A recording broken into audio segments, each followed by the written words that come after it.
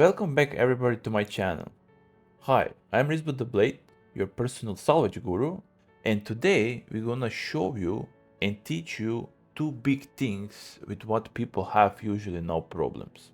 First thing is about reclaimer, our good old trash can, what you see here behind me, and it's about how to unload reclaimer the fastest possible way that you can.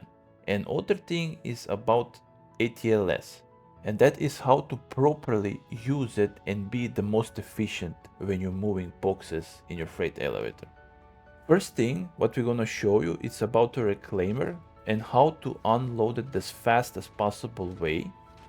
But before that, we're gonna show you actually what people already discover, how to unload reclaimer through the back opening, which you can use now even for 16 SU boxes. This small opening, it's like a small platform, and usually this platform was bugged, so you could see just like a black void, or you could not see through it right when it was open. Now this opening is really functional, and you can drop 16 SU boxes through that opening outside, and this is the biggest size boxes that you can make in the reclaimer. And how this works is that you just need to keep dropping these 16 SU boxes on top of each other on that small platform, and eventually they're gonna start to push each other left and right outside of the border of the platform, and then they just gonna keep dropping down. It's very simple. Now I'm looking directly to this small opening, and this is, like I said, small platform. It just opens like 4 or 5 meters, not more than that, and then it stops there. Let's show you now quickly how that works. First, you need to open exterior. So you just click on this button here on the left side of console, and then you click open exterior, and now this small platform is gonna open on the back of the reclaimer. See it? And that's it. And now we need to go in the back of reclaimer to drop the boxes. Now you see my guys are helping me, and he's just showing how to drop it down, and you see the boxes are jumping, and they're gonna push each other on the forward and backward side of this small platform, and then they're just gonna keep dropping down on the floor of the hangar. Let's go now out so you can see how this looks from outside. So you can see that some boxes are already out, and they're not gonna be only on one pile, it's gonna make like two piles because it's gonna keep dropping, left and right. And you see here how these boxes are sparking, but actually they're not gonna do any damage to a ship. And this is all because CIG removed that damage which is causing when you're using tractor beams and moving, objects and boxes and all these kinds of stuff. I'm gonna just show you now a little bit from this angle, and you can see now the boxes are, pushing out left and right side. And this is how this works. But this is not the fastest way how you can unload reclaimer in your hangar. So now we're gonna show you this, so watch very carefully, because this is how the Java Scrap Mining Corp unloads reclaimer. This is the way. This is my second reclaimer. I was having 4, but unfortunately game eats 2 of those, and now I have only 2. But this reclaimer is filled up with 7 full buffers of construction materials. To pull that off, what we're gonna show you, you need to put everything off the grid, all the boxes that you have inside.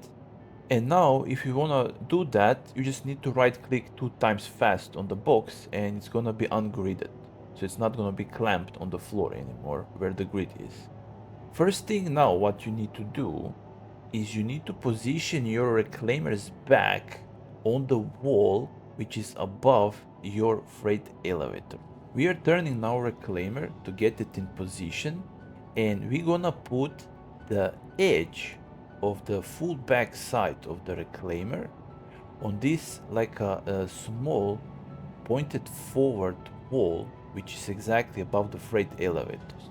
Now I'm flanking with the whole reclaimer to just put at how much far left I can go, and now we're gonna lift the entire ship also up towards the ceiling, so we can put our edge on the bottom of the reclaimer on the full back on this like bulged like pushed forward part of the wall in the hangar, and then just land with the reclaimer on that edge. I'm gonna explain you in a bit why is that important, but now I just really wanna show you like visually what you need to do first. And now you can see I'm directly touching the wall, and now I'm gonna just land with front part. So my front legs and claw is gonna basically be on the floor. And this is all what you need to do, what is concerned positioning the ship and where it exactly needs to be. And this is now set up, and now what we need to do, it's very simple. Now we need to basically self-destruct the ship. Yeah, you hear me good. So now is the question why this works and what we're gonna get with that. Well, if you ungrid in any type of ship all the cargo, so everything is loose in the ship, and this ship is then destroyed, or it's munched with a reclaimer, or is hard dead with crashing, all this cargo is gonna stay alive. And now we have option in the hangars also to self-destruct the ships. So with that in mind, we actually tested this, trust me, many times, and this works. And now I'm gonna show you how far I'm running away from the ship, and you have plenty of time to get out and not be killed, so don't worry about that. And now I'm gonna show you when I'm gonna turn around what is gonna happen. But in this case here, it's gonna happen something even better, and we're gonna show you. I don't wanna spoil it, so you're gonna see it for yourself. Now we're turning around, and I'm gonna zoom in, and now you're gonna see a miracle happening right in front of your eyes. So just watch this bottom of the reclaimer. So this is how you unload the reclaimer. But what I was saying is that usually why I'm placing the ship like this, and what is usually happening is that the reclaimer breaks on two halves, and then backside of these two parts is like leaning on that wall, so it's not crushing the boxes. But in this case now, reclaimer almost completely disappear, which is the best thing what it can happen, so you don't have to worry about this, broken pieces on the floor.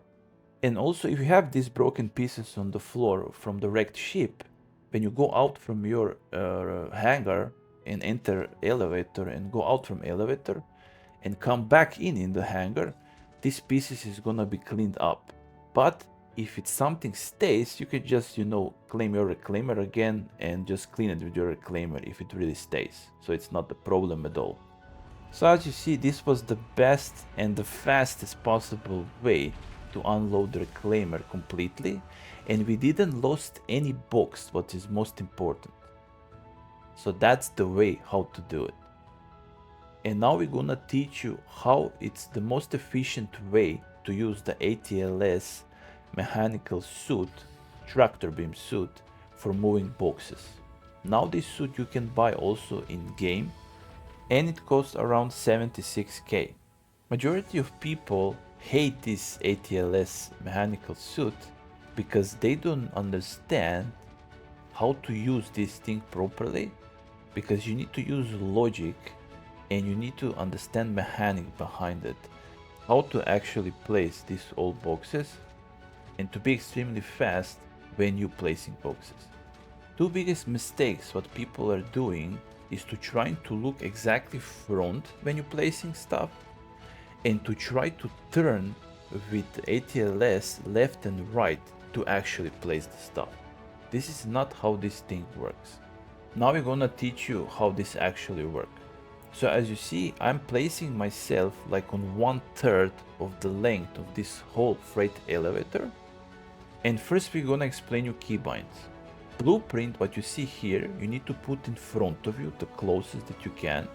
And now you hold R, and with mouse scrolling, you are like doing barrel roll left or right, if you need it to move it like that. If you wanna place it like left from right, or right to left, or front to back, you do that with still holding R and moving mouse left, right, forward, backwards.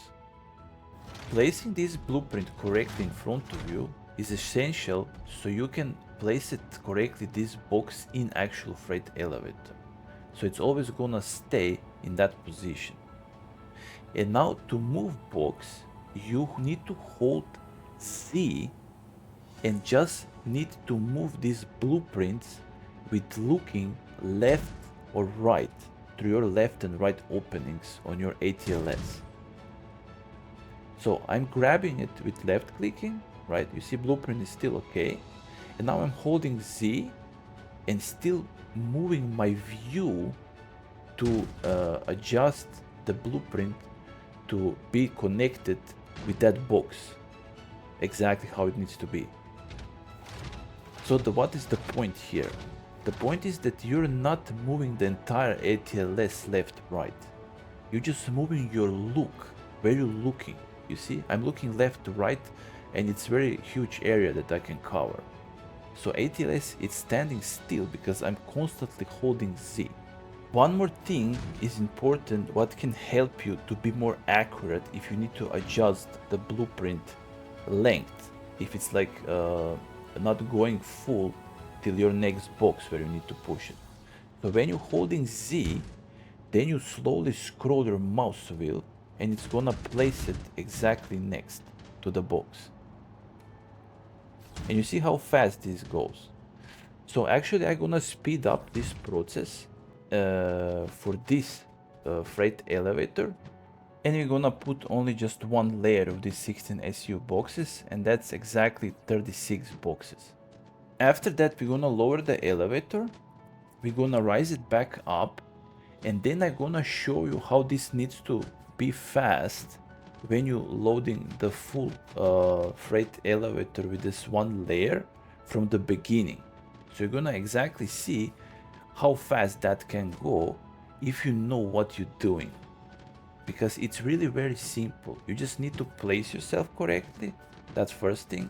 You need to know the keybinds, and you need to like logically understand what you need to do. Now we're gonna start the second loading, which is not speed up footage. So that's a normal time, and we're gonna spend around 2 minutes and 40 seconds to load these 36 boxes inside. So now watch carefully how I'm gonna do that. So first, you position yourself, right? So I can see the whole freight elevator. I can do it from so far away. If you can't see it properly for yourself, just stand on the halfway, like go a little bit more forward, and then place the first box, because you're gonna see blueprints closer to you. So it's gonna be more accurate for you to see where you're actually placing it, right? So I just need to place one box first. And now also one thing what I'm doing, when you place box, you don't have to look there anymore, because the tractor been doing the all work. You just need to hear it or see it when it's gonna detach the beam from the box. So you position the blueprint, you click left click, and then immediately when you click left click, you're looking right to see where it's another box. And when the blueprint is detached, you automatically click again left click and putting another box in. So you don't have to look left to see where the box is gonna be placed, because you already know because of blueprint where it's going. So this is how you can speed up your process of loading. So as you see here, I'm already know that blueprint is in the right place. I click left click and immediately look right. I don't have to look left where the boxes are already placed in the freight elevator. Normally with all this you need to have experience, you need to move boxes, and we move it a lot because we're always doing salvage and scrapping and all these kinds of, you know, transports, and this is all already in my small finger, if you want to say it like that, so I can do it very quickly and very efficiently. So it's not a problem at all for me to use this thing, and I really like it. But you need to understand that this